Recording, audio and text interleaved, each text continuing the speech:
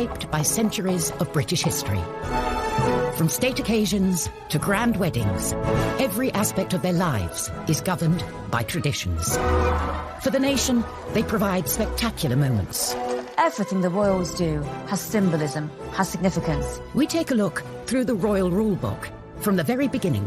The traditions of birth. We have this tradition of royal women coming out of hospital, having just given birth, carrying the baby, having to look all happy. We examine the traditions of marriage. It was always a sort of belief that the prospective bride had to be a virgin. Diana obviously proved to be the ideal virgin. And those of grand state occasions. My lords and members of the House of Commons. The Queen does not come to the Commons. The last time a monarch came to the Commons was Charles I, and he rode his horse into the Commons and tried to arrest 5 MPs. We meet the photographer who spent decades covering royal traditions. I was actually witnessing history in the making, no question about that. And we shine a light on the modern royals who are shaking up the system by doing things their way. I loved that Meghan came out and really showed her post-bump. We reveal the moment Obama got it horribly wrong. You can see Her Majesty sort of look at President Obama as if to say, oh my gosh, what are you doing? And the incredible letters from Princess Margaret to Parliament when she nearly caused a crisis by breaking tradition. She said, I am particularly anxious that whatever may happen may not cause any embarrassment either to you personally or to the government. She knows everything is hanging on this. These are the secrets of the royal traditions. Royal traditions take centre stage in our nation. Grand ceremonies with thousands of years of history form the very fabric of our society. These royal occasions, rich in pomp and ceremony, set us apart from the rest of the world. The Queen sees tradition, sees ceremony as absolutely vital to maintaining the strength of the monarchy. That, to me, is what makes the royal family the royal family. It is the kind of protocols and traditions that they've had for centuries. When it comes to traditions, royal marriage is steeped in them. But as a result, monarchs can't always marry who they want. Prince Charles met Camilla when he was young and single. He was introduced to her through her flatmate. Camilla had been dating Andrew Parker Bowles, and then they split up in 1971. She then met Prince Charles. Apparently, she said, my great-grandmother was the mistress of your great-great-grandfather, so I think we have something in common. Romance blossomed, but as a royal... That whomever he married, who would be the next Queen of England, had to be a member of the nobility and had to be whiter than white. There was a sort of general belief that the heir to the throne should marry a virgin. The pressure for Prince Charles, and really everybody else before him, was huge. You know, there are all these, ticking of the boxes.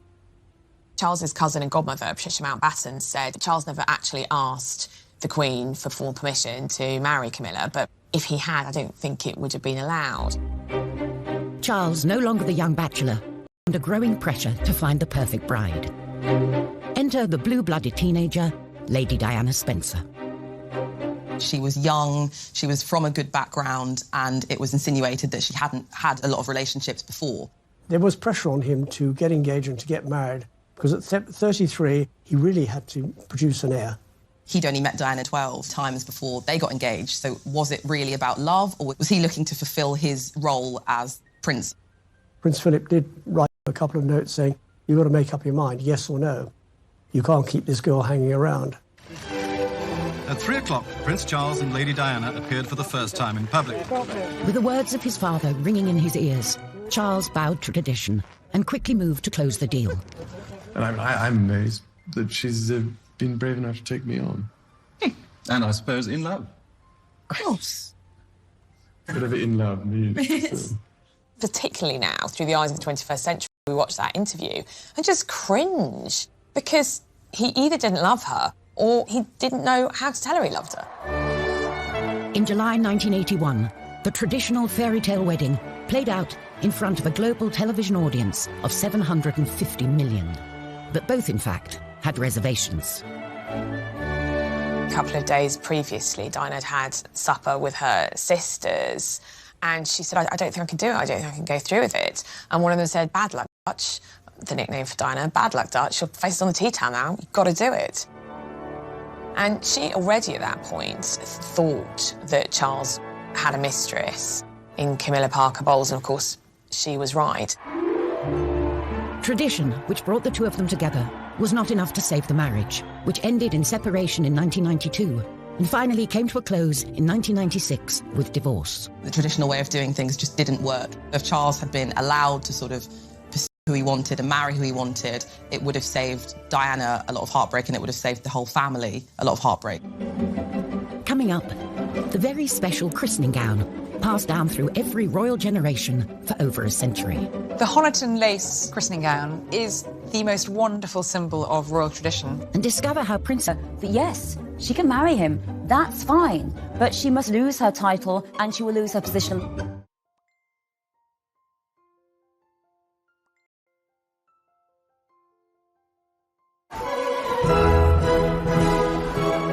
Royal traditions.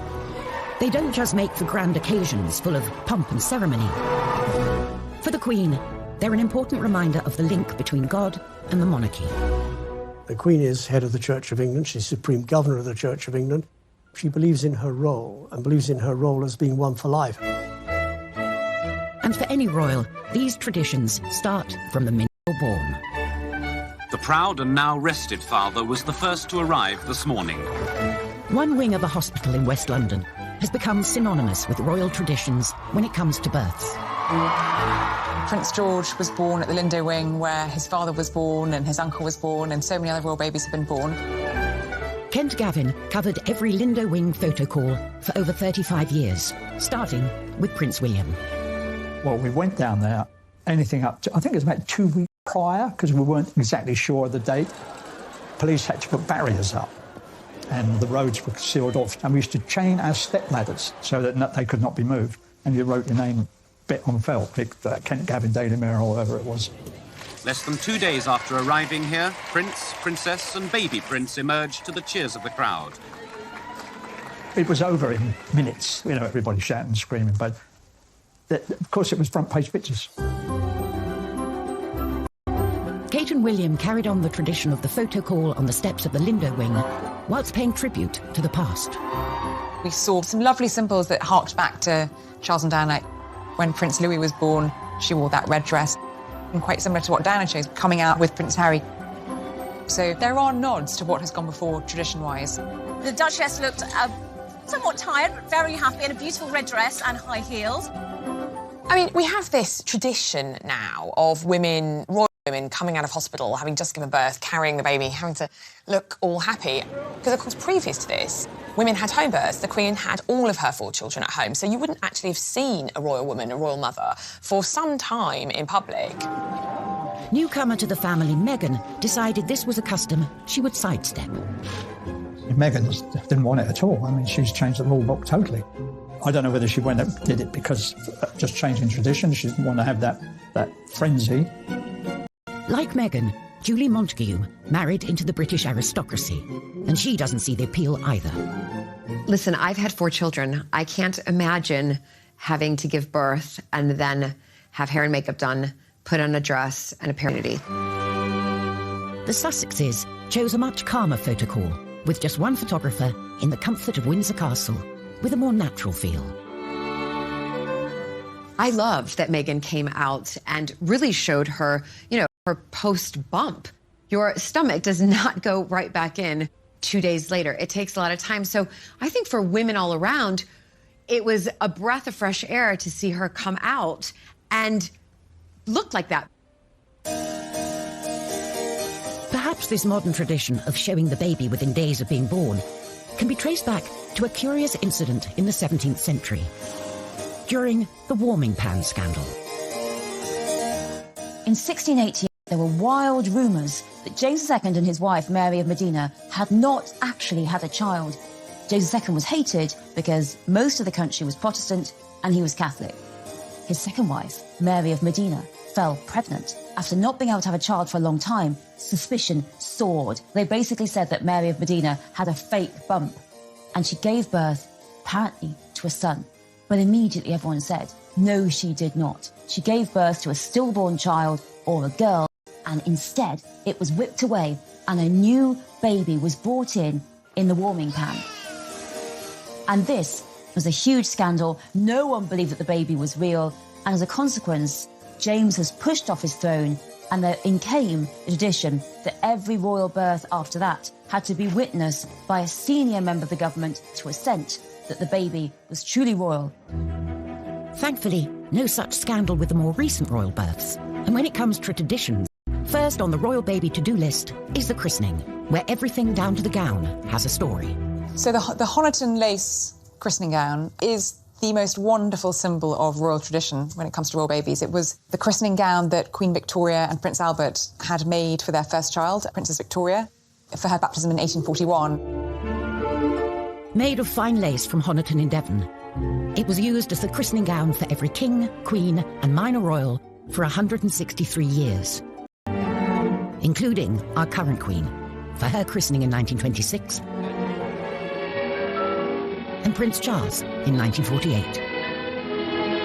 Here is the first picture of His Royal Highness Prince Charles of Edinburgh, second in the line of succession, just 4 weeks old. Over 30 years later, he carried on the tradition with his own son. Granny was christened in this. Great-granny. And I was. Look, I was christened in this. Looks remarkably well despite it. The Victorian gown. Prince Edward and Sophie Countess Wessex's firstborn, Lady Louise, was wearing it. The Queen noticed that it was looking quite fragile, and she commissioned her dresser, Angela Kelly, to make an exact replica of it to be worn by future babies. And since 2004, the gown has been worn by every royal baby, right up till Archie. As well as the gown, a big part of the christening experience is the all-important pictures with the family. Kent Gavin was handpicked by the palace as the only photographer for Prince William's big day in 1982. On arrival at the palace, I was given a list of the running order to which I could expect the photo call to take place. And the first one was Diana and Charles, and the only thing was that William was crying his eyes out. But Diana had the solution to that on and off during the photo call, and that was to put her little finger in his mouth. About 3 minutes had taken place before that picture was taken because of William hollering and hooting. But then, as it was like military clockwork, the Queen came out, Philip, Queen Mother, just sat down perfectly posed. It had all been organised and rehearsed for us. But it was William who was stealing the show, obviously, because of his crying. And normally we would have been present for those sort of pictures. This particular picture was the one that most of us ran on the front page. Many years later, William requested a copy of that picture, to which I sent him, and he sent me a very nice letter in reply. That was the last picture on the actual running order. And I walked across to the Queen. I said, "Excuse me, ma'am, but there is one very important picture missing, and that is the Queen Mother, the oldest and the youngest." And she went, goodness me, how we missed that, And she called out, "Mother, Mother," and she sat down there. Diana handed William over, and that magic, yes, wonderful picture. And of course the Queen was very grateful as well. She has a whole set of all of these pictures. Royal babies aren't just born into the Windsor family, but into an institution with hundreds of years of strict traditions. In the 1950s, a princess hell-bent on breaking with tradition rocked the establishment when she fell in love with the wrong man. When Princess Margaret was a young woman, she fell hopelessly in love with a member of the household, the equerry to her father, Group Captain Peter Townsend. He'd been a war hero, he was handsome, he was charming, but he was divorced. In 1953, Townsend proposed to the 22-year-old Margaret. But by law, as a member of the royal family under 25, Margaret needed the Queen was forced to make very difficult decisions with her own sister. As head of the church, the Queen felt she couldn't sanction the marriage. She asked Margaret to wait for 2 years, as at 25, the matter would then be up to Parliament. They knew that there was every likelihood that if they bought time, they might be able to sabotage Margaret's relationship with Townsend. But years later, the tradition-breaking couple are still together, and the relationship becomes a constitutional issue. Kate Williams is at the National Archives with files relating to the case, which remain top secret for 50 years. Princess Margaret's 25th birthday really begins this panic and this crisis in government. This letter is amazing. It's written by Margaret on August the 15th from Balmoral, about a week before she turns 25. She's writing to the Prime Minister, and she says, I'm going to tell you of any personal plans for the next few months. She says, I am particularly anxious that whatever may happen may not cause any embarrassment either to you personally or to the government. She knows everything is hanging on this. My birthday on August the 21st, it will encourage every sort of speculation about the possibility of my marrying Group Captain Peter Townsend. She says, I'm not going to see him over my birthday, but in October, I shall go to London. It is only by seeing him in this way that I feel I can properly decide whether I can marry him or not. The Queen knows I'm writing to you, but no one else does. This is a secret letter from Princess Margaret to the Prime Minister saying, this is what's going to happen. With the threat of this possible marriage very real, the government sprung into action. This letter is from the Cabinet Secretary, Norman Brooke, and it's written the day after her birthday, and it is advising the Prime Minister on what to do next. And he's saying, I am quite clear that this is not a matter for the Prime Minister alone, and crucially, it's not just the British government, it has to be the other Commonwealth governments. They all have to be consulted, and they all have to agree. With the seemingly impossible task of gaining Commonwealth consensus, the government set harsh conditions for Margaret.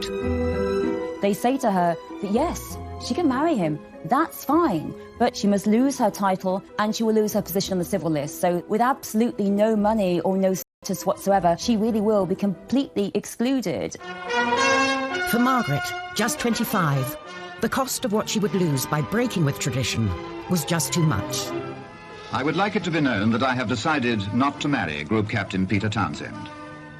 For a princess, love is not straightforward in the 1950s. It becomes about politics, about religion, and about society itself. These days, divorce is no longer a reason for royals not to marry. For however, are still full of traditions. And the Victorians are responsible for a fair few. Queen Victoria chose to wear a white wedding dress, a tradition that has passed down through the generations. Up until then, royals and indeed commoners generally tended to wear coloured dressings. And the couple chose to have a wedding cake which had a topper on it with figurines of the bride and groom. There's a traditional role for the bouquet too. Their eldest daughter set another tradition when she picked some myrtle from Osborne House for her wedding bouquet. And again, it's something we've seen with both William and Kate and Harry and Meghan. The Queen Mother started her own tradition when she put her wedding bouquet on the grave of the unknown soldier in Westminster Abbey. Obviously, she lost her brother in World War I, so she was probably thinking of him. Traditionally, the royals marry in abbeys and cathedrals, like St. Paul's or Westminster. Charles and Camilla were forced to choose a more humble venue. Both Charles and Camilla wanted to have a civil service at Windsor Castle, but they were slightly dismayed to find out that if they had been granted a wedding licence by the local council, that means anyone could get married, apply and get married at Windsor Castle for the next year. So they scrapped that. And it would mean that we had the heir to the throne getting married in a local registry office in Windsor with, you know, before him, Mr. and Mrs. Smith, and after him, you know, Joe Bloggs and Kathleen from down the road. There's one tradition the nation and the world looks forward to at any royal wedding. The wedding kiss, of course, is iconic nowadays. So many people will be surprised to know that, in fact, there have only been 3 royal couples who've kissed on the balcony at Buckingham Palace. There was Princess Diana and Prince Charles. You know, they were the ones that really started that tradition. By the time Fergie and Andrew got married, of course, the crowd were waiting for the kiss. And they played up to the crowd and put their hands to their ears. And then the kiss carried on. Coming up, how the Queen's traditional meetings with her prime ministers were not always ones she enjoyed. Famously, she liked John Major. She didn't care for Margaret Thatcher. How the traditional method of royal execution went horribly wrong. So her head falls out of his grasp, drops onto the floor, rolls along. I mean, it's just horrific.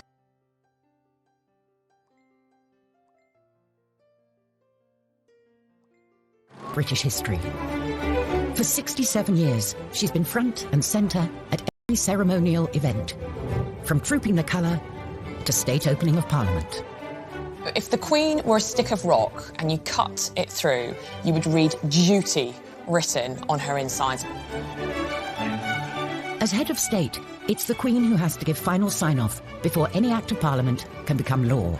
And every year since 1952, she's travelled to Westminster to read out the legislation of her government, missing the event just twice, when she was pregnant with Prince Andrew and then Edward. State opening of Parliament, it's absolutely full of tradition, but each of the traditions means something. So, for example, the Queen does not come to the Commons. The Queen is not allowed in the Commons. She's only allowed in the House of Lords. The Commons is for the Commons. It's for the elected parliamentarians, and the Lords is for the appointed parliamentarians. My Lord, pray be seated. Black Rod the messenger walks down to the Commons, and the doors are shut in his face. He bangs 3 times on the doors. The Commons are summoned. MPs file into the Lords to hear the Queen give a speech outlining the agenda for the coming Parliament. Except for one MP, that is. Well, one of the traditions is that an MP is held hostage at Buckingham Palace. In order to make sure that the Queen gets back, one of the members of Parliament is taken hostage the night before and is not returned to Parliament until Her Majesty is safely away from there. Probably usually an MP that the government don't like anyway. While the words are read out by the Queen, they're written by the government. My Lords and members of the House of Commons. When you're in government, the night before the state opening, you are invited to a buffet supper at number 10. And then the speech is read out so that you know what's in it. There are no surprises. My government will legislate in the interests of everyone in our country. Like all traditions, the ceremonies acted out in Parliament are a reminder of an uneasy past between the monarchy and government. You go back to the 1640s during the time of the Civil War and Charles I's interference with Parliament. He interfered all the time, and Parliament didn't like being interfered with, which is why they chopped his head off. Historically, axe was the traditional method to get rid of a king or queen. And 60 years before Charles I, his grandmother, Mary Queen of Scots, had one of the most grisly executions of all. You'd think, as a royal, that if you had to be executed, it would be done in a very official and perfect way, but not for Mary Queen of Scots. So clumsy. First go, he just bashes the back of her head, and she's heard to groan. The second go, the head's still attached. Finally, at the third go, he gets the head off. He holds up the head to shout, "God save the Queen," by the hair. But Mary was wearing a wig, so her head falls out of his grasp, drops onto the floor, rolls along. I mean, it's just horrific. The spectators in this public execution are shocked and horrified. What a dreadful, horrible public execution for this woman who had been known as one of the most beautiful queens in the world. Thankfully, the monarchy is on a more stable footing these days. And as head of state, the Queen carries out her duty by regularly checking in with her Prime Minister. The Queen traditionally meets with the Prime Minister weekly for an audience, tends to be on a Wednesday. They meet for between half an hour and an hour. The idea is that the monarch is briefed on what's happened in Cabinet from the Prime Minister's viewpoint. The Queen's had a business relationship with her Prime Ministers, but there's some that she's liked more than others. She was very fond of Harold Wilson. She was very fond of Jim Callaghan. Famously, she liked John Major. She quite liked David Cameron. She didn't care for Margaret Thatcher. Margaret was hugely deferential. She adored the monarchy and would be almost kind of crawling, which irritates a strong personality, doesn't it? And Margaret Thatcher may also have rubbed the Queen the wrong way when, in 1982, she took the salute from the armed forces, a role usually reserved for the Queen. Margaret wouldn't have done anything deliberately to insult the Queen. Oh, no. Margaret was very traditional and would have deferred immediately. So there's obviously been a breakdown of communication somewhere that actually that's the Queen's job. On the other hand, she did rather do this a little bit in her later years. While the rest of Parliament is on their summer break, the Queen hosts the Prime Minister in a supposedly relaxing gateway in the Scottish Highlands. Every year, again, another tradition, every Prime Minister is invited to a long weekend at Balmoral where the Queen spends She's wearing a wig, so her head falls out of his grasp, drops onto the floor, rolls along. I mean, it's just horrific. The spectators in this public execution are shocked and horrified. What a dreadful, horrible public execution for this woman who had been known as one of the most beautiful queens in the world. Thankfully, the monarchy is on a more stable footing these days. And as head of state, the Queen carries out her duty by regularly checking in with her Prime Minister. On Wednesday, they meet for between half an hour and an hour. The idea is that the monarch is briefed on what's happened in Cabinet from the Prime Minister's viewpoint. The Queen's had a business-like relationship with her Prime Ministers, but there's some that she liked more than others. She was very fond of Harold Wilson. She was very fond of Jim Callaghan. Famously, she liked John Major. She quite liked David Cameron.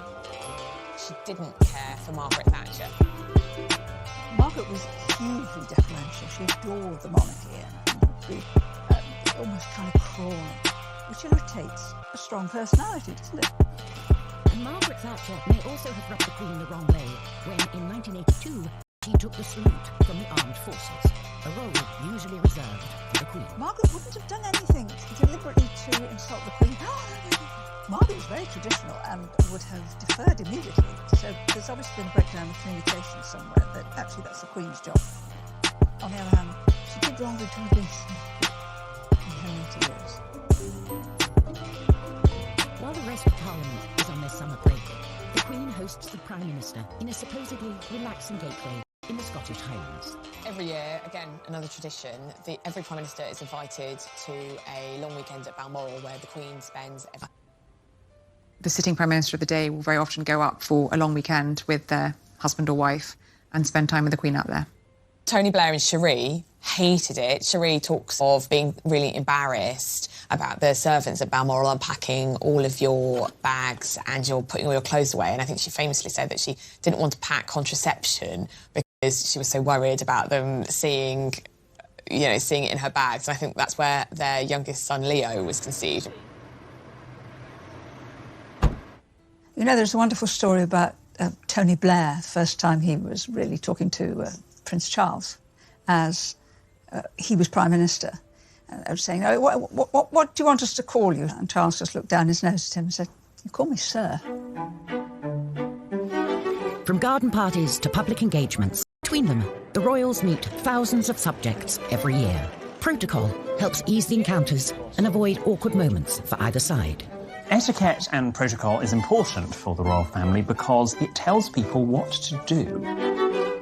With the Queen, you would say, Your Majesty, followed by Ma'am, and yes, it's Ma'am as in ham, not Ma'am as in farm. And with any other member of the royal family, it would be Your Royal Highness, followed by Sir or Ma'am. If you're a British subject lucky enough to meet the Queen, you're expected to bow if you're a man and curtsy if you're a woman. Now, for men, it is not a bow from the waist at the end, like you would do at the end of a stage show. Now, for ladies, you would do a curtsy. You keep your hands by the side, as straight back, one foot behind the other, and just a gentle bob at the knees. You don't need to do a terribly deep, grand court curtsy, like Theresa May or Margaret Thatcher did. Totally fine 80 to 100 years ago, but today, just a small curtsy will do. We need to show the monarchy some respect. So when Her Majesty has finished interacting with us, if we are the ones leaving the conversation, we don't show our back. We don't just go, yeah, bye, and walk off like so. Instead, you take a few steps backwards before turning and walking away, trying not to show your back. Sometimes, even world leaders get protocol wrong. as President Obama demonstrated when he spoke over the national anthem during an embarrassing moment in 2011. To Her Majesty, the Queen. So President Obama has asked everyone to stand up. So far, so good. He says the words, Her Majesty the Queen. That's all he needs to say. Remember, it's a toast, not a speech. And then, just in that slight pause, To the vitality of the special relationship. the musicians start playing God Save the Queen.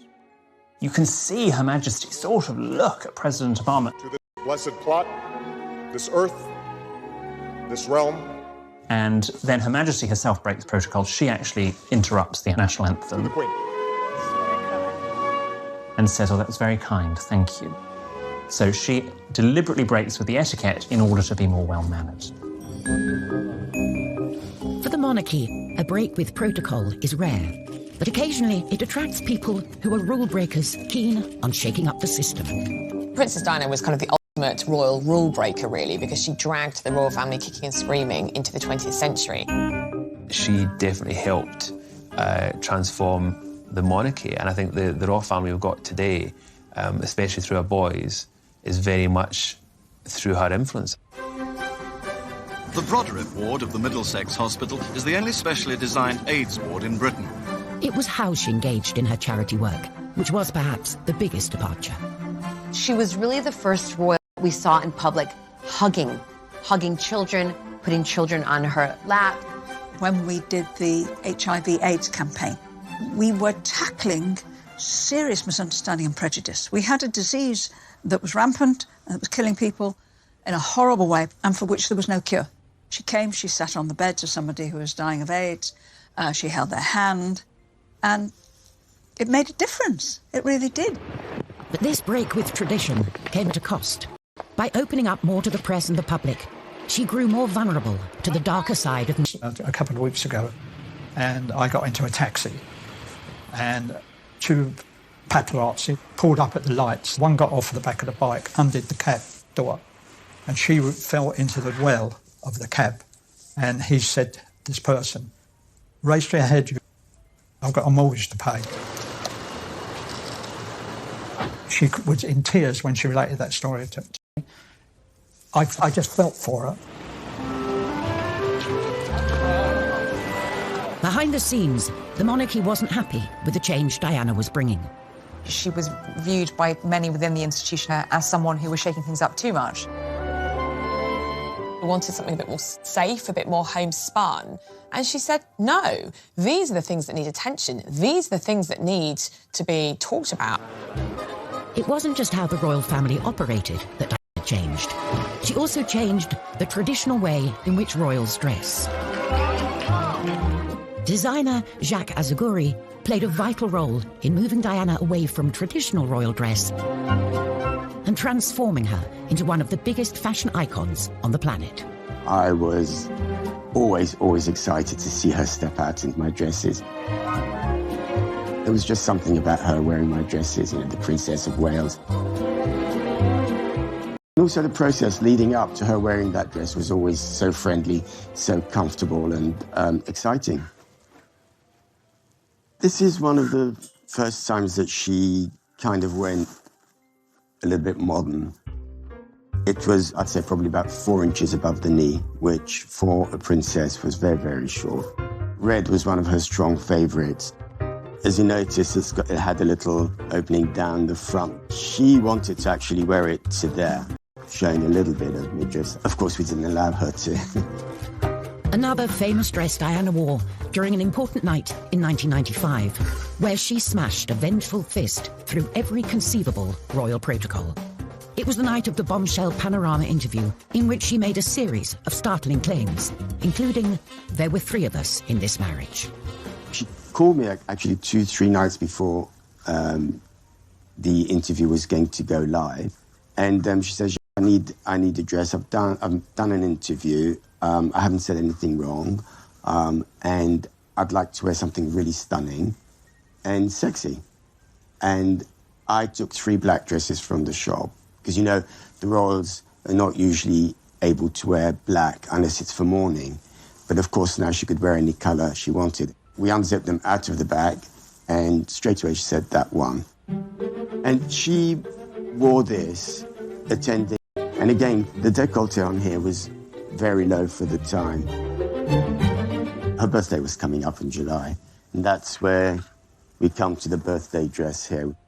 She was meant to be wearing another dress for the Tate centenary, but I think, as a thank you to me, she actually wore this dress. This was Diana on her 36th birthday. It was really a time of her breaking away from her past, really, the traditions, the royal protocol, and moving on with life as she really wanted to live it. And sadly, that was the last time she was seen in public with, you know, a full evening gown. Dear Jacques, I was quite overcome on opening the parcel. I'm absolutely thrilled to have been given such a beautiful dress for my birthday. Thank you more than I can possibly say for making this day particularly special. Lots of love, Diana. Coming up, Meghan Markle's bumpy introduction to the world of royal traditions. Meghan was criticized for one of the most minor things I've ever heard about, like having a messy bun. And how the royals are kickstarting new traditions fit for the 21st century. When Sussex Royal came about, it racked up over 3 million followers in less than 24 hours, and that broke a Guinness World Record.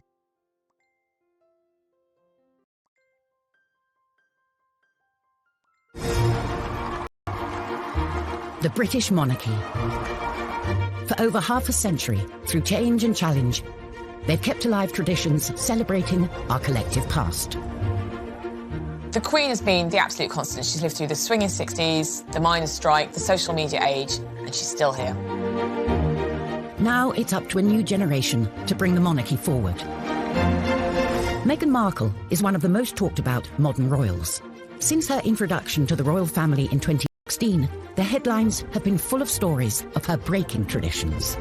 Listen, Meghan comes from California, you know, sort of really the land of the free. And then all of a sudden having to move over to this country, marry into the royal family. There's a lot of rules and really regulations that she has to follow. It must be a real shock for Meghan because she was this independent Hollywood actress doing what she wanted, essentially. And now something as innocuous as her closing a car door, headlines around the world. She's closed her own door. Oh, my God. Meghan was criticized for one of the most minor things I've ever heard about, like having a messy bun. I mean, honestly, please find something else, because I actually thought that messy bun was really cool. Meghan shouldn't have worn black nail varnish. I mean, honestly, there is no protocol on what colour nail varnish. If anyone's criticising Meghan for not wearing tights, let me tell you something. Sarah Ferguson, Duchess of York, didn't wear tights. I was at an event as minister where she came to do an opening, and she turned up actually looking scruffy, which is a no-no, because the people who are there, they come to see the magic and the style and the grace of royalty. Kate, who stuck to the traditions rulebook, received the opposite criticism from Meghan when she was labelled robotic. I get to see them privately, the royals, and drinks receptions, and she's actually got a wicked sense of humour. But I don't think Kate feels that she can ever kind of let that show publicly, because that's not really what's expected of her as the wife of a future monarch. The young royals are creating new traditions fit for the 21st century, thanks to the new digital age. The social media development, you know, in the royal family has been a big thing in the last few years. You've seen Instagram accounts. But when Sussex Royal came about, it racked up over 3 million followers in less than 24 hours, and that broke a Guinness World Record. So you can see that there's definitely an appetite for people wanting to know what the royals are up to all the time. And it definitely gives them much more control over the story that they want to tell. For Prince William, being able to take back control is personal. William and Kate rarely allow their children to be seen in public, so their presence here guarantees a media frenzy. I was on a shoot with Prince William. We were talking about how things were regarding his mother. And he said, I can assure you that I will never, ever let happen to my wife or my children to what happened to my mother. Kate has increasingly taken the tradition of royal photography into her own hands. The royals are issuing and controlling their own images. I'm not on about the public events. I'm on about the birthdays or the special event. You get these lovely pictures that Kate issues. It's taking the sting out of the pathos, if you like. As is tradition, the monarchy will one day pass over to Charles. I think Prince Charles, in many ways, will be a very good sorbet monarch. He'll be a lovely palate cleanser between what we have now and what we will have in the future.